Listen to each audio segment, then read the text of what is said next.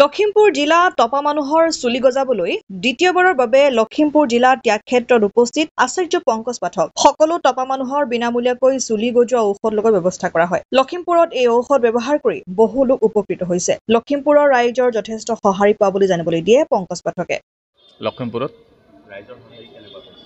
লখিমপুৰতো মোৰ ঘৰুৱা জেগা নিচিনা লাগে, প্ৰত্যেকবাৰে আহোঁ আৰু ভাল লাগে। ইয়াতে ৰাইজৰ সঁহাৰি বঢ়িয়া আৰু লখিমপুৰৰ স্থানীয় ৰাইজৰ লগতে সকলোৱে একদম ভালকৈ ছাপোৰ্ট দি থাকে আৰু গোটেইখিনি বুজাই দিওঁ মানুহক। ঔষধটো লগাই ফটাতকৈ 5 মিনিটত ধুই দিব লাগে, বেছি সময় ৰাখিব নালাগে, পানী চকুত পেলাব নালাগে। তাৰপিছত আকৌ চেম্পু চাবোন লগা নিয়ম থাকে, সেইমতে ব্যৱহাৰ কৰিব লাগে। প্ৰাকৃতিক বস্তু কিছুমান বুজাই কোৱা হয়, সেইমতে চলিলে ধুনীয়াকৈ চলি আহি যায়, থাকিও যায়।